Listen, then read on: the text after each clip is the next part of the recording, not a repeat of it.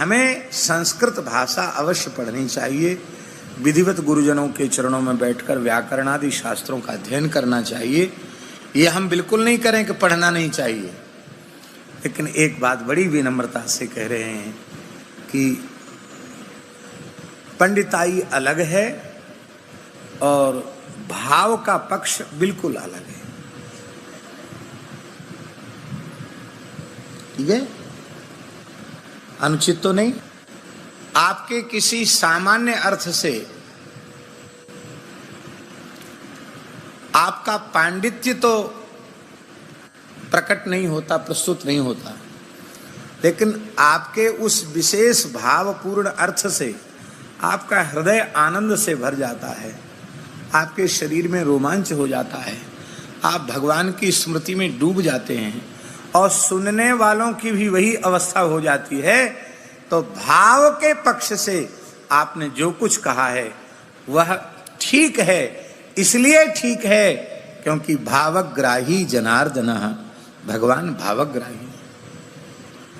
हमारे पूज्य धर्म संघ वाले गुरुजी सुनाते थे कि एक भोले भाले पंडित जी थे गांवड़े के, और पढ़े लिखे नहीं थे ज्यादा, पर उनकी भगवती दुर्गा के प्रति बड़ी अनन्य भक्ति थी।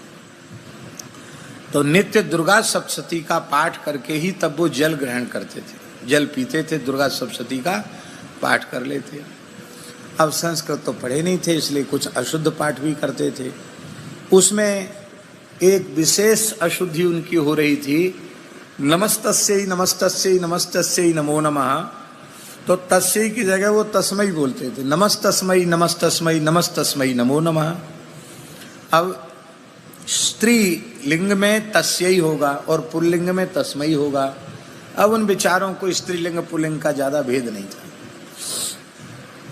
तो एक बहुत अच्छे व्याकरण शास्त्र के विद्वान बनारस पढ़ के आए थे, वो उपस्थित हुए और उन्होंने सुना, अरे पंडित जी कितनी उम्र है तुम्हारी? बोले 85 साल की। अरे राम, 85 साल के हो गए? बोले हाँ।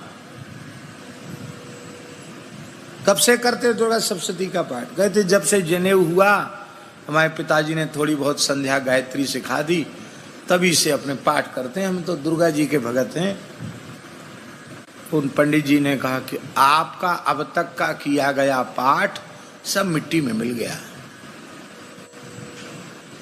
सब मिट्टी में मिल गया, सब गुड़ गोबर हो गया, आप अशुद्ध पाठ करते हैं। आपको इतना भी ज्ञान नहीं है कि भगवती देवी हैं, दुर्गा हैं, उनको तस्मै कहना चाहिए, तस्मै नहीं। तस्मै तो पुल्लिंग में होगा।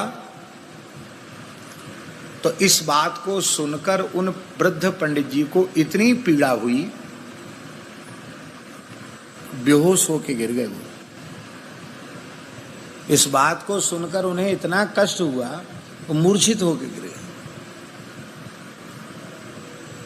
उनको लगा कि अरे बचपन से लेकर इतनी उम्र, बुढ़ापा आ गया, मरने के दिन आ गए, अब तक का किया गया पाठ इतना बड़ा प्रामाणिक विद्वान कहता सब बेकार हो गया। मेरा तो इतना धक्का लगा, बेहोश हो गए वो। गुरुजी कहते थे, धर्म संघ वाले गुरुजी, के भगवती को सहन नहीं हुआ, भगवती प्रकट हो गई। प्रकट हो गए, भगवती ने कहा नहीं, मुझसे तुम्हारी हिम्मत हो तो हमसे शास्त्रार्थ करो। भगवती ने ताल ठोक दिया। अब भगवती से कौन भला शास्त्रार्थ कर सकता है, हैं? विद्या समस्ता स्तवदे विभेदा स्त्रिय समस्ता सकला जगत्सु त्वयैकया पूरित मुंबई तत्काते स्तुति स्तव्य पर अपरोक्ति। वो साक्षात ज्ञान की विद्या की अधिष्ठात्री भगवती, उनसे कौन शास्त्रार्थ कर सकता है? तुमने कैसे कह दिया ये गलत है? कांपते हुए पंडित जी ने कहा, भगवती क्षमा करें, हमने तो जैसा पढ़ा था तस्मै नहीं बनता है, तस्मै बनता है स्त्रीलिंग में, इसलिए मैंने कह दिया। नहीं, कौन कहता मैं स्त्री हूं? प्रत्येक विषय में वेद परम प्रमाण है, और उपनिषद में मैं स्वयं अपने तत्व का उपदेश कर रही हूं देवताओं को। अहम ब्रह्म स्वरूपिणी मत्तः प्रकृति पुरुषात्मकं जगत शून्यंचा शून्यंचा। कौन कहता मैं स्त्री हूं? मैं स्त्री भी हूं। आओ नारायण, मैं स्त्री भी हूं। इधर ऊपर आ जाओ, यहां नीचे जगह नहीं। मैं स्त्री भी हूं, मैं पुरुष भी हूं, और मैं दोनों से विलक्षण भी हूं, पर ब्रह्म स्वरूप हूं। तो हमें जब इनका भाव स्वीकार है, तो तुम अपनी पंडिताई काय को बीच में लगा रहे हो?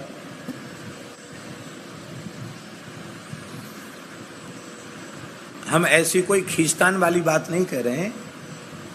हम तो केवल इतना निवेदन कर रहे हैं कि नंदोत्सव का 18वां श्लोक है, तत आरभ्य नंदस्य ब्रजः सर्व समृद्धिमान हरेर निवासात्म गुणैरमा क्रीड मभून नृप। हे नृप, हे राजर्षि परीक्षित, जब से नंदालय में बालकृष्ण का आविर्भाव हुआ, प्राकट्य हुआ, तब से नंद बाबा का जो ब्रज है वो समस्त प्रकार की समृद्धियों से युक्त हो गया।